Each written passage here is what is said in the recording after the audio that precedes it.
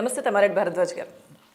Sir, Telugu cinema విషయానికి వస్తే next year కొంత ఇబ్బందికర పరిస్థితులు ఉండే అవకాశం ఉందని వార్తలు వస్తున్నాయి సార్. అంటే డిజిటల్ రైట్స్ మార్కెట్ పడిపోవడం కానీ, ఆల్రెడీ ఓటీటీ రైట్స్ కూడా డౌన్ఫాల్ స్టార్ట్ అయింది అన్న న్యూస్ వస్తుంది సార్. ఏంటి సార్ పరిస్థితి? ఏమన్నా మామూలుగా ఇప్పటి నుంచి మనం చాలా ఇంటర్వ్యూస్లో చెప్పాను కదా నేను, సార్ డిజిటల్ ఎప్పుడు పడిపోతుంది, శాటిలైట్ ఇట్లాగే పడిపోయింది, ఇది ఇట్లాగే పడిపోతుంది, పడిపోయినప్పుడు ప్రాబ్లం వస్తుందని ఎప్పుడో చెప్పాను. అది ఇప్పుడు వచ్చింది. అది నాన్ థియేట్రికల్ వీటి మీద, ఓటీటీ మీద నమ్ముకుని సినిమాలు తీయదని మీరు చాలాసార్లు ఇక్కడే ఇంటర్వ్యూస్లో చెప్పారు. సో ఇప్పుడు మీరు అన్నట్టుగానే పరిస్థితులు వస్తున్నాయి. ఎలా ఇండస్ట్రీ జాగ్రత్త పడాలంటారు సార్? ఏముంటుంది, ఇప్పుడు మనమే అదే తెలుసుకోకుండా ఇది అవుతుందని తెలియకుండా రేట్లు పెంచుకుంటూ పోయారు. ఇప్పుడు వాళ్ళు తగ్గించరు, ఇది పెరుగుతుంది, లాస్ ఉంటుంది. సో కొంతకాలం మళ్ళీ ఇబ్బంది ఉంటుంది. అంటే శాటిలైట్ అయినప్పుడు జరిగినట్టే ఉంటుంది. మళ్ళీ కొంతకాలం స్లంప్ వస్తుంది, మళ్ళీ మామూలు సెట్ అవుతారు. అది కాకుండా ఇప్పుడు ఏంటంటే ఒక 4-5 కంపెనీల్లోని చేతుల్లోనే ఉంది ఇండస్ట్రీ అంతా. అంటే చేతుల్లో కూడా కాదు, వాళ్ళ దగ్గరే ఉన్నాయి డేట్లన్నీ, హీరోలు డైరెక్టర్లని. సో వాళ్ళు 4-5 కూర్చొని సార్ట్అవుట్ చేసుకుంటే అయిపోతుంది, పెద్ద ఇష్యూ కాదు. ఇంతకుముందు అంటే మొత్తం ఆ శాటిలైట్ రోజుల్లో ఇండివిజువల్ ప్రొడ్యూసర్స్ ఎక్కువ ఉండేవారు. ఇప్పుడు ఉన్నారు, బట్ మేజర్ ఫిల్మ్స్ అన్నీ ఇక్కడే ఉన్నాయి, ఈ 5 కంపెనీల్లో ఉన్నాయి. సో ఇప్పుడు అంత ఇష్యూ కాదు, ఇట్లా 5 కూర్చొని సార్ట్అవుట్ చేసుకుంటే అయిపోతుంది. వాళ్ళే కదా ఎక్కువ సినిమాలు తీసేది, వాళ్ళు తగ్గిస్తారో ఏం చేస్తారో చూసుకోవాలి. అంటే మిగిలిన వాళ్ళకి ఎట్టగా బిజినెస్ లేదు. అది బిజినెస్లో డిఫరెన్స్ వచ్చేది ఈ 5. సో పెద్ద తేడా ఉండదు. కూర్చొని సార్ట్అవుట్ చేసుకునే పరిస్థితులు ఉన్నాయంటారా సార్? ఉంటాయి, ఉండకుండా ఏముంటాయి. అంటే వాళ్ళే కాస్ట్ తగ్గించుకుంటారు, లేకపోతే రిలీజ్ చేసి హిట్ సినిమాలు తీయటం మొదలెట్టారు అనుకోండి. ఇంతకుముందు ఏం చేశారంటే ఎడాపెడా సినిమాలు తీసేయటం మొదలెట్టారు. కథ ఎట్ట ఉన్నా పర్లేదు, కాంబినేషన్ ఉంటే చాలని తీశారు. ఇప్పుడు కాంబినేషన్తో పాటు కథ కూడా ఎత్తుక్కుంటారు, ఓపిక చేస్తారు. అంతే చేసుకోవాలి, తప్పదు, చేయకపోతే నిలబడదాం. లేదంటే హిట్ సినిమా తీస్తేనే వాళ్ళు కొనే పరిస్థితి వస్తుంది. లేదంటే ఒకవేళ ఒప్పుకున్నా కానీ రేట్లు తగ్గిస్తామంటున్నారు. ఆ పరిస్థితి వస్తే ఇబ్బంది పడతారు కదా. ఎందుకంటే ఇంతకుముందు ఫ్లాప్ సినిమాలకు కూడా డబ్బులు వచ్చినాయి వాళ్ళకి. సో అందుకని అప్పుడు చెప్పాను, ఫ్లాప్ సినిమాలు కూడా లాభాల్లో ఉన్నారు కాబట్టి ఇట్టా ఉంటున్నాయి అని. ఇప్పుడు డెఫినెట్గా లాస్ట్ ఇయర్, ఈ ఇయర్ 2023లో సినిమాలు అన్నీ బాగున్నాయి. పెద్ద సినిమాలు కానీ చిన్న సినిమాలు కానీ మెజారిటీ ఆఫ్ ద ఫిల్మ్స్ బాగున్నాయి. సో ఆల్రెడీ ఒళ్ళు దగ్గర పెట్టుకు తీయటం మొదలెట్టారు. నెక్స్ట్ ఇయర్ ఇంకా బెటర్గా తీస్తారు సినిమా. సరే, అయితే అంటే 2023 ఇప్పుడు మీరు అన్నట్టుగా మనం గత ఇంటర్వ్యూలో కూడా మాట్లాడుకున్నాం సార్. ఈ సమస్య సినిమాలకు సంబంధించి, సినిమాల పరంగా చూస్తే 2024 కూడా డెఫినెట్గా బాగుండే అవకాశాలే ఉన్నాయని మీరు కూడా అన్నారు. సో ఈ అంటే బడ్జెట్ విషయానికి వస్తే సార్, అది కూడా గతంలో మనం మాట్లాడుకున్నట్టుగా బడ్జెట్ అంటే ఒక మిడ్ రేంజ్ హీరోలు చిన్న బడ్జెట్ సినిమా అయినా కొంత తగ్గకపోవడం కొన్ని రకాల ఇబ్బందులకి కారణం అవుతుంది. ఇప్పుడు తగ్గవమ్మా, ఇప్పుడు తగ్గవు. అంటే మళ్ళీ పెద్ద సినిమాలు తగ్గటం మొదలెడితే కానీ చిన్న సినిమాలకి ఈ తగ్గవు. సో మనం ఆల్రెడీ పెరిగిన దాన్ని తగ్గించడం చాలా కష్టం. మనం ఏదో పండితుల్లో తగ్గిపోతాయి అనుకోవటం అంత ఈజీ కాదు. ఒకసారి పెరిగింది పెరిగే ఉంటుంది, అక్కడే ఉంటుంది. దాన్ని ఎలా తగ్గించుకోవాలనేది చూసుకోవాలి. వర్కింగ్ అవర్స్ ఇంకోటో వాళ్ళు చూసుకొని చేసుకోవాలి. ఇప్పుడు జనరేషన్ మారిపోయింది, మరి వాళ్ళు ఏం చేస్తారో చూడాలని. సో వీలైనంత తక్కువ బడ్జెట్తో తీసిన సినిమాలు హిట్ అయిన దాఖలాలు కూడా మనకు చాలానే ఉన్నాయి కదా. అవును. సో అవి ఎక్కడ సక్సెస్ అయ్యాయంటే ఏం చెప్తారు? కథ ఇప్పుడు బలంగా ఉంది, టోటల్గా కొత్తోళ్ళే కదా. ఎక్సెప్ట్ ప్రియదర్శి ఇంకెవరు లేరు దాంట్లో తెలిసిన ముఖం. బట్ సినిమా హిట్ అయింది కదా. సో అట్లా చేసుకోవచ్చు. ఈవెన్ మసూద్ అని ఒక సినిమా వచ్చింది, ఆ సంగీత వాళ్ళు ఎవరు అసలు అవుట్డేటెడ్. అప్పుడు వాళ్ళని పెట్టి కూడా హిట్ సినిమా చేశారు. మొన్న వచ్చింది పొలిమేర 2 అని వచ్చింది, అందులో కూడా పెద్ద ఆర్టిస్టులు ఎవరు లేరు. సో చేసుకోవచ్చు, చేయాలంటే చేయొచ్చు. సో బడ్జెట్ విషయానికి వస్తే హీరోలు ఒక్కళ్ళే కాకుండా మిగతా ఏ అంశాలు బడ్జెట్ పెరగడానికి కారణాలంటే ఏం చెప్తారు సార్? హీరోలు ఒక్కళ్ళే కాదు, హీరోతో పాటు సపోర్టింగ్ కాస్టింగ్ ఉంటుంది, టెక్నీషియన్స్ అన్నీ పెరుగుతూ వచ్చినాయి కదా. పెరిగినవి తగ్గవు ఇప్పుడప్పుడే. సో అక్కడికి మనం దానికి ఎట్లా అనేది ఆలోచించుకోవాలి. ఇది ఏం కథ ఉంటే ఏముంది పెద్ద డబ్బు, ఎందుకంటే ఇంత డబ్బు ఉందనే తెలుగు సినిమాలు ఇంత డబ్బు అనేది ఇంతకుముందు తెలీదు. సో డబ్బు చాలా ఉంది. మనం మంచి సినిమా తీస్తే ఎంతైనా రావచ్చు, ఎంత ఖర్చు పెట్టినా నష్టం లేదు అన్నంత లెవెల్లో వస్తుంది తెలుగు సినిమాకి డబ్బులు. సో నువ్వు మంచి ప్రాజెక్ట్ తీసుకోండి, పాజిటివ్గా ఉండే ప్రాజెక్ట్ తీసుకుని, మంచి కథ తీసుకుని మంచి సినిమా తీస్తే ఆ పెరిగింది పెద్ద ఇష్యూ కాదు. ఎందుకంటే మనం యాజ్ అ ప్రొడ్యూసర్ నాకు అన్నీ పెరిగినాయి అనుకుంటాను. యాజ్ అ టెక్నీషియన్ మీలాంటి వాళ్ళు ఏమనుకుంటారంటే నేను పడే కష్టానికి నాకు సరిపడ రావట్లేదని అనుకుంటారు. సో వాళ్ళు కరెక్టే, వీళ్ళు కరెక్టే. అదేంటి వాళ్ళ ప్రొడ్యూసర్ కానీ టెక్నీషియన్ కానీ ఆర్టిస్ట్ కానీ హిట్ సినిమా అయినా ఫ్లాప్ సినిమా అయినా చిన్న సినిమా అయినా పెద్ద సినిమా అయినా పడే కష్టం ఒకటే. ఆ కష్టం పడ్డప్పుడు మంచి సినిమా తీస్తే డబ్బులతో పాటు సినిమా ఆడితే తృప్తి ఉంటుంది టెక్నీషియన్స్కి ఆర్టిస్టులకి, ప్రొడ్యూసర్కి కూడా డబ్బులు వస్తాయి. సో అది కాకుండా ఊరికే రోజు సినిమా తీసి బయటపడేద్దాం అనే సినిమా తీసి ఫ్లాపులు చేయటం కంటే మంచి సినిమాలు తీయటం సరిగ్గా తీయటం అనేది అవసరం ప్రొడ్యూసర్లకి. వాళ్ళు తీస్తే ప్రొడ్యూసర్లకి టెక్నీషియన్స్కి ఆర్టిస్టులకి అందరికీ బాగుంటుంది, వాళ్ళకి పని దొరుకుతుంది, ఈయనకి డబ్బులు వస్తాయి. Okay sir, number of movies అనేవి ఎక్కువ వస్తే అంటే హిట్ ఫ్లాపులతో సంబంధం లేకుండా చాలా మందికి ఉపాధి దొరుకుతుందని కూడా కొంతమంది చెప్తూ ఉంటారు కదా సార్, మీరేమంటారు దాని మీద? అది ఏదో చెప్తూ ఉంటారు. ఇప్పుడు ఏమవుతుంది, ఉపాధి దొరకడం నిజమే. ఇప్పుడు ఉపాధి అసలు సమస్య లేదు. ఒకనొకప్పుడు మీకు సినిమా అంటే ఓన్లీ సినిమా ఉండేది. ఇప్పుడు సినిమా ఉందా, ఓటీటీ ఉంది, డిజిటల్ ఉంది, శాటిలైట్ ఉంది. శాటిలైట్ సినిమాలు ఉంటున్నాయి వేరే, ఓటీటీ సినిమాలు వేరే ఉంటున్నాయి, సీరియల్ సినిమా టీవీ సీరియల్ ఉంటున్నాయి, షార్ట్ ఫిల్మ్స్ ఉంటున్నాయి, వెబ్ సిరీస్లు ఉంటున్నాయి. ఇన్ని రకాలుగా వచ్చేసినాక మనకు ఉన్న వాళ్ళకంటే కూడా ఎక్కువ పని ఉంది. సరిపోవట్ల మనుషులు యాక్చువల్గా అంత పని ఉంది. టెక్నీషియన్స్ ఇంకా ఇంకా కావాలి, ఆర్టిస్టులు ఇంకా ఇంకా కావాలి మనకి, అంత పని ఉంది దీంట్లో. ఇది కాకుండా ఈవెంట్స్ ఉంటున్నాయి, ప్రోగ్రామ్స్ ఉంటున్నాయి, అన్నిట్లోనూ ఎంగేజ్మెంట్ చాలా ఉంటుంది. సో పనిని గురించి పెద్ద ఇష్యూ కాదు, పని అందరికీ దొరుకుతుంది, సినిమాలు తగ్గినా పెరిగినా దొరుకుతుంది పని. Only thing is quality films చేయటం అనేది ఇంపార్టెంట్. చేస్తే అంతే పని ఉంటుంది. అప్పుడు ప్రాబ్లం సార్, పెద్ద బడ్జెట్లో ఫెయిల్ అయిన సినిమాలు చాలా ఉన్నాయి, చిన్న బడ్జెట్లో సూపర్ హిట్ కొట్టిన సినిమాలు బ్లాక్ బస్టర్స్ అనేవి అట్లా చాలా ఉన్నాయి.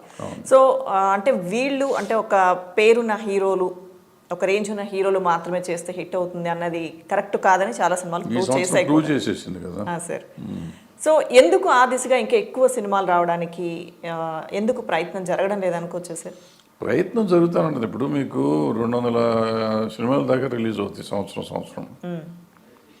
దాంట్లో 40 సినిమాలు మీరు చెప్పే హీరోలతో సినిమాలు ఉంటాయి, మిగిలిన 160 సినిమాలు చిన్న హీరోల సినిమాలే, కొత్త వాళ్ళ సినిమాలు. అందులో కొన్ని వస్తూ ఉంటాయి, పడుతూ ఉంటాయి.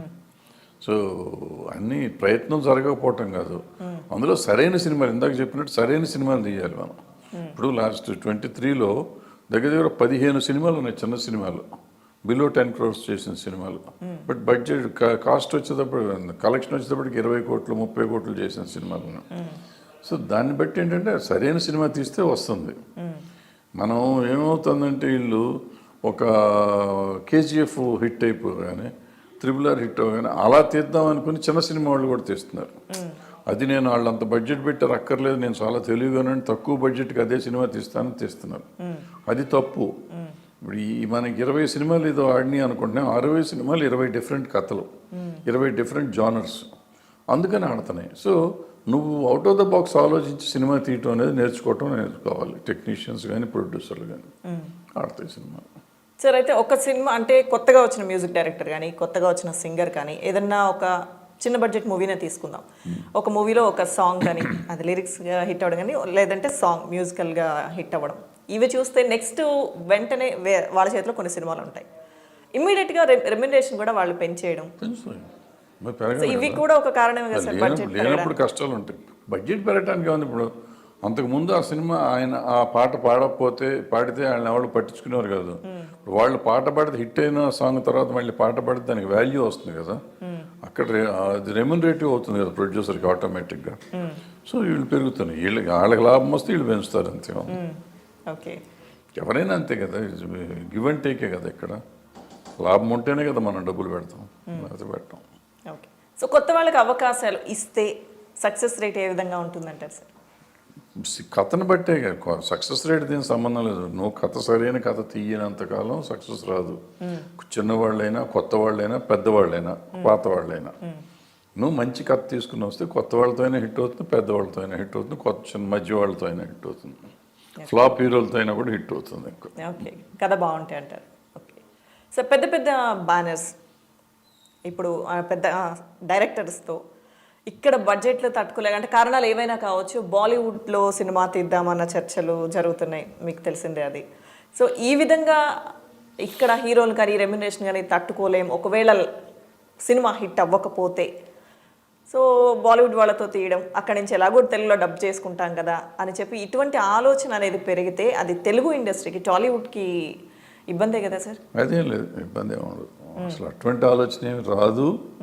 వచ్చినా అది కరెక్ట్ గారు. ఇప్పుడు ఎక్స్ హీరో ఇక్కడ ఉన్నాడు, ఆయనతో నాకు వర్కౌట్ అవుతుంది. అక్కడ బాంబేకి వెళ్ళి ఇంకో ఎక్స్ హీరోతో తీస్తాను.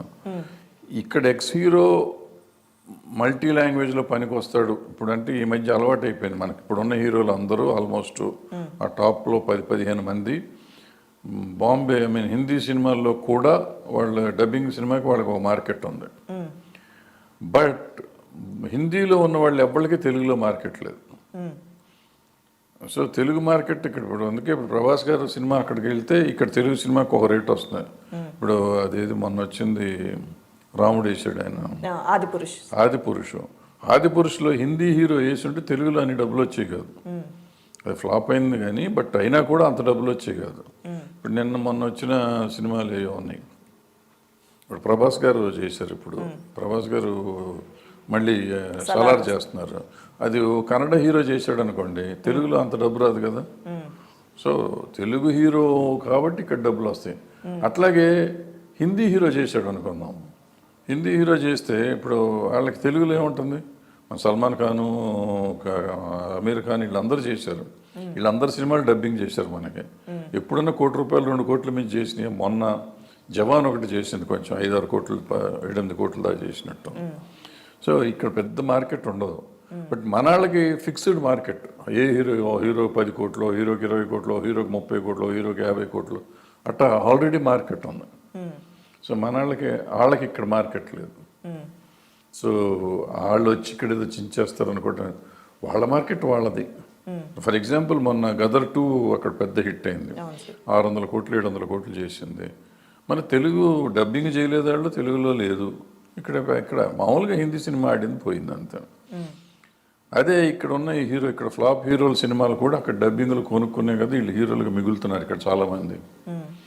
వీళ్ళకి అసలు ఇక్కడ ఆడవు, తెలుగు సినిమాలే ఆడవు, కానీ వాళ్ళు హిందీలో డబ్బింగ్లో వాళ్ళు బాగా ఆడుతున్నాయి. అయితే మళ్ళీ వాళ్ళు హిందీలో డైరెక్ట్గా చేస్తే ఆడతాయి అంటే ఆడవు మళ్ళీ. సో పరిస్థితి చెప్పలేమంటారా? ఎలా అయినా చెప్పలేం కాదు, ఇట్లాగే ఉంటుంది. ఊరికే కొంచెం టెంపరీగా మనం మాట్లాడుతూ ఉంటాం అంతే. మనకి పని లేదు కాబట్టి మనలాంటి వాళ్ళతో ఎక్కువసేపు టైం పాస్ చేసుకోవడానికి పనికి వస్తాయి. అవి ఏమి నిజాలు కాదు. సో సలార్ గురించి ఎలాగో చెప్పారు కదా, సలార్ గురించి మాట్లాడదాం సార్. సలార్ మీద చాలా ఎక్స్పెక్టేషన్స్ ఉన్నాయి. ఎలాగో పెద్ద hero, young rebel star Prabhas అంటే ఎక్స్పెక్టేషన్స్ ఉంటాయి. ఎలా ఉంటుంది అనుకోవచ్చు సార్? బాగానే ఉంటుంది, బాగుండాలి కూడా. అంత డబ్బులు ఖర్చు పెట్టినప్పుడు బాగుండాలి, సినిమా బాగుంటుందని అనుకుందాం. మనకు తెలియదు, చూడాలి కదా. చూడకుండా మనం ఏం డిస్కస్ చేస్తాం దాని గురించి. ప్రమోషన్స్ పెద్దగా చేయడం లేదు అన్న టాక్ వస్తుంది కదా. అక్కర్లేదు. ఇప్పుడు మనం ఎందుకు మాట్లాడుతున్నాం? ఇప్పుడు ఆ సినిమాకి ఆల్రెడీ ఒక వాల్యూ ఉంది కాబట్టి ఆ సినిమాని గురించి మాట్లాడని మీడియా, సోషల్ మీడియా కానీ, ఎలక్ట్రానిక్ మీడియా కానీ, ప్రింట్ మీడియా కానీ ఉందా ప్రతిరోజు? ఇంకా పబ్లిసిటీ ఎందుకు దానికి? అందరం దాని గురించే మాట్లాడుతున్నారు. ప్రజలు కూడా దాన్ని, సినిమా చూసే ప్రజలందరూ దాని గురించే మాట్లాడుతున్నారు. అంతకంటే పబ్లిసిటీ ఎందుకు? దానికి ఆల్రెడీ ఒక క్రేజ్ ఉంది, ఆల్రెడీ దాని గురించి మాట్లాడుతున్నారు. ఇప్పుడు నువ్వు పబ్లిసిటీ మళ్ళీ ఒక ప్రమోషనల్ ఏదైనా చేసినా కూడా ఖర్చు, శ్రమ తప్ప దానివల్ల వచ్చేది ఎక్స్ట్రా ఏమి రాదు.